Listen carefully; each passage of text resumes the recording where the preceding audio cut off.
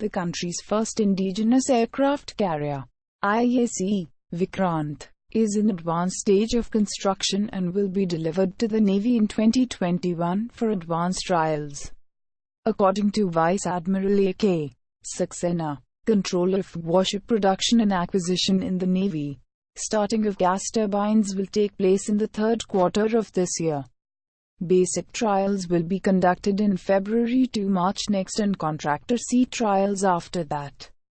It will be delivered to the Navy in 2021, he said on Monday. Flight trials would start after the delivery, he added. Vice Admiral Saxena was speaking at a curtain raiser for a seminar on nation building through shipbuilding, being jointly organized by the Navy and FICCI, Federation of Indian Chambers of Commerce and Industry.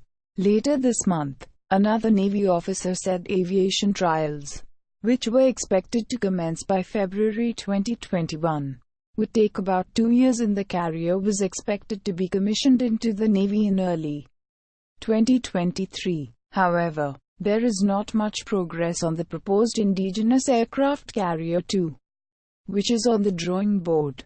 Vice Admiral Saxena said its requirement was by and large accepted. At the moment it was about availability of finances versus the requirements. It is still under deliberation.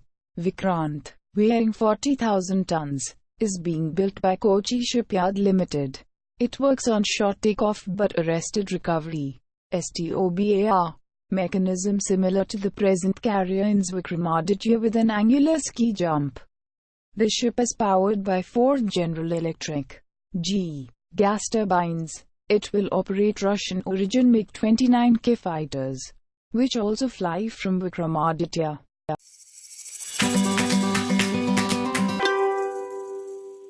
China on Monday alleged that unilateral bullying by the United States was the root cause of Iran's decision to expand uranium enrichment, while regretting Iran's announcement as a breach of the nuclear deal. Chinese Foreign Ministry spokesperson Geng Shuang made it plain that Washington's policy of imposing maximum pressure on Iran was the root cause of the current crisis. He compared the US's international conduct to a worsening tumor that needed to be removed. The US not only pulled out of the nuclear deal, but also exercised unilateral sanctions and long-arm jurisdiction over Iran, creating increasing obstacles for the implementation of the deal. And the effects have proven that unilateral bullying act has become a worsening tumor and creating greater crises and problems worldwide, Mr. Geng said. The Foreign Ministry followed up on its fierce attack on Washington by exhorting the international community to remain committed to multilateralism and seek political and diplomatic settlement of the issue under international law. On Sunday, Iran announced that it would increase enrichment to 3.67%, far lower than the purity required for atomic weapons. Its deputy foreign minister, Abbas Araghchi, said at a news conference in Iran that the enrichment was necessary to fuel its Bushehr power plant, which requires fuel concentration of around 5%.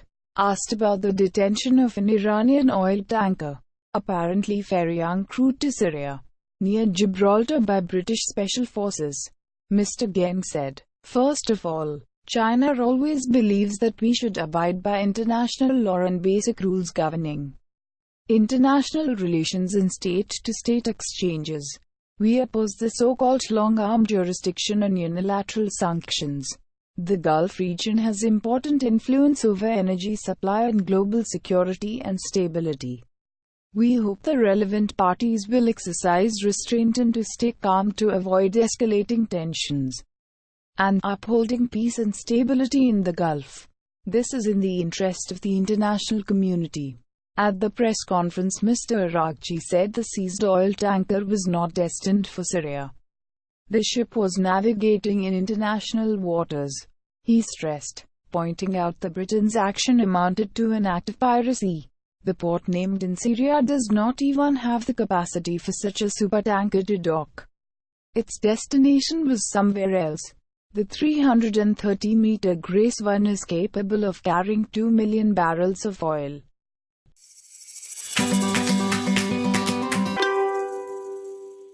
The migration of butterflies from the hills of the Western Ghats to the plains of the Eastern Ghats via Coimbatore was less than what the region had witnessed in 2018.